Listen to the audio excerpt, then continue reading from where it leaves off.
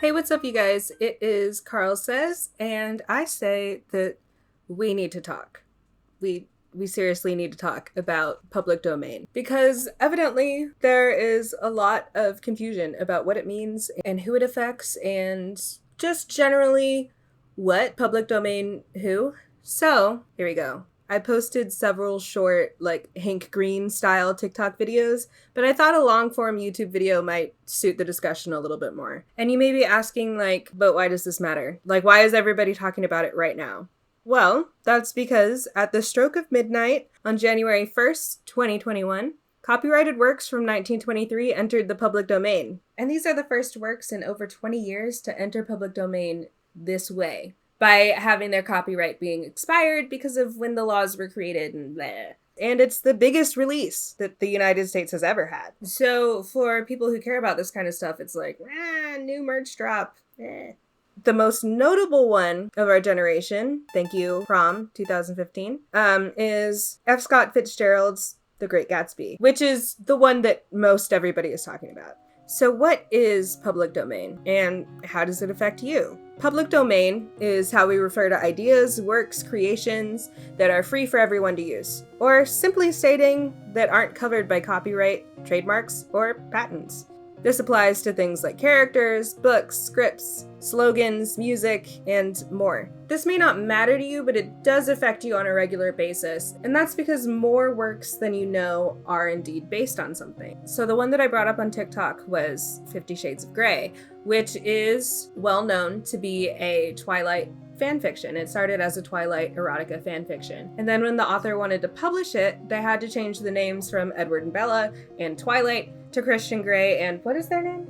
Is it Anastasia? Anastasia? I'm gonna look it up.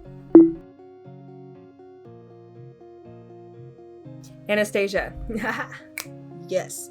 Okay, and Anastasia. And they wouldn't have had to do that if Twilight was already simply in the public domain. Another example is Before, which is a semi-popular movie on Netflix, and it is based on a Harry Styles fanfiction. Neither of those are like the best shining gold star examples, but those are well-known ones. So that's why I bring those ones up.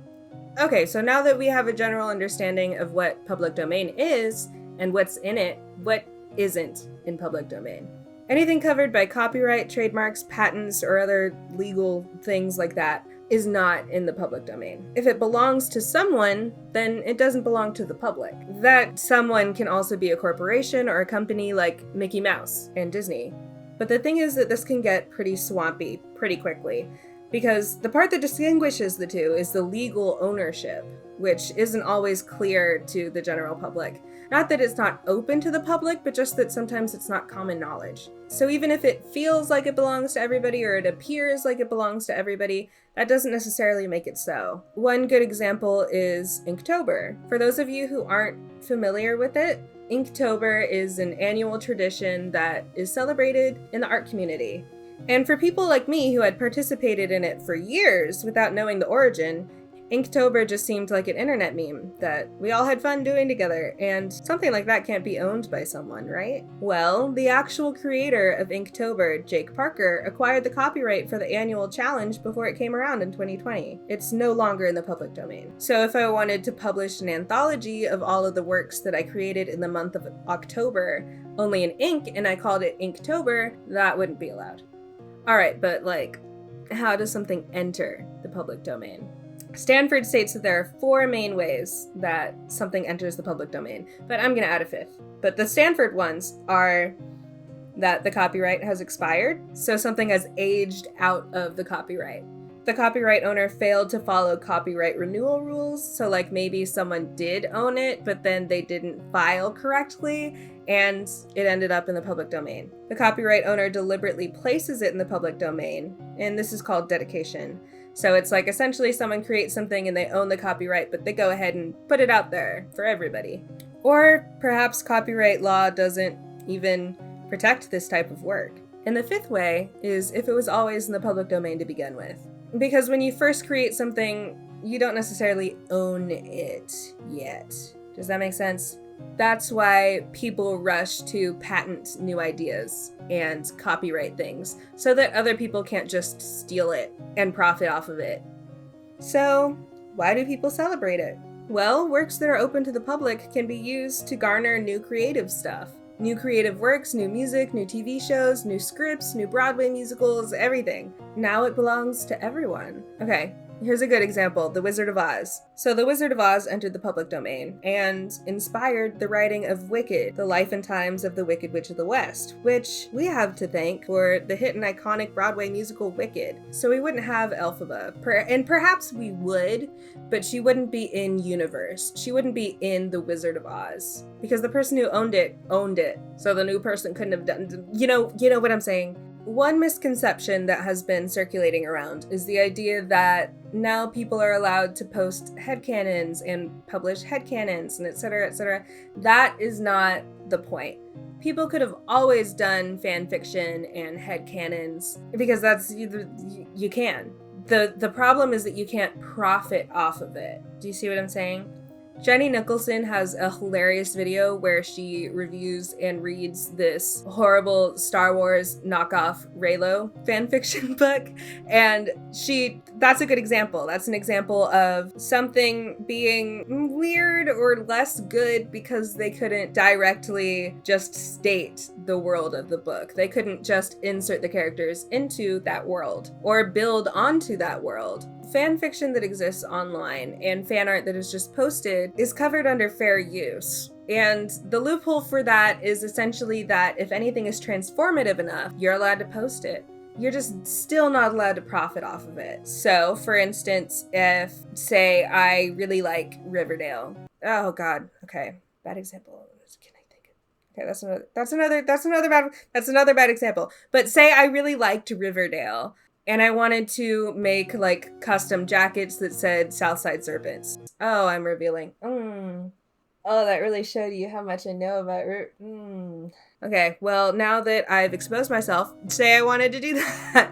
I could do that all well and good, but I could not list that for sale. I couldn't sell that to anybody. And if I did, I would be breaking copyright laws. However, that means that if you just post your work on AO3 or Wattpad or whatever you want, that's fine, because you're not profiting off of that work. It's all about money. So, what does this mean?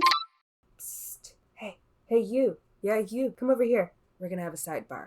Why is everybody so excited about The Great Gatsby in particular? Well, The Great Gatsby has been analyzed as an LGBT plus work as early as 1979. But, long story short, people in the literary community have been pulling this apart for decades and saying that it's gay or saying that it's not gay. And essentially, this is a big win for anybody who ships Gatsby and Nick, because now we can write about it, publish it, and add to the story and make new books. Which, with a lot of power comes a lot of responsibility. But that's neither here nor there. So, what does this mean for The Great Gatsby? Well, this means that we could have a Broadway musical, or new books, or a rewrite from Gatsby's perspective, or perhaps a webtoon, or a TV series, or another movie. And the copyright owners can't tell people, no, don't do that with our characters, because we don't want them to be represented that way, because nobody owns it anymore. It's ours.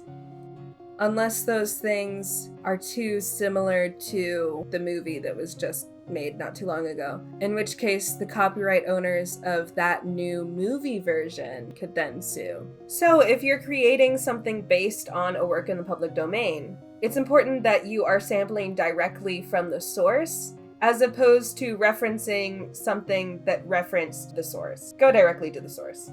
So yeah, that is public domain, and that's why it matters to me and so many other people, and that's why people are celebrating so much. I personally love The Great Gatsby, and I know so many other people really like it too, and I'm just really excited. I'm excited to see what everybody's gonna do with it now that we're allowed to. Now that we're allowed to do things with it.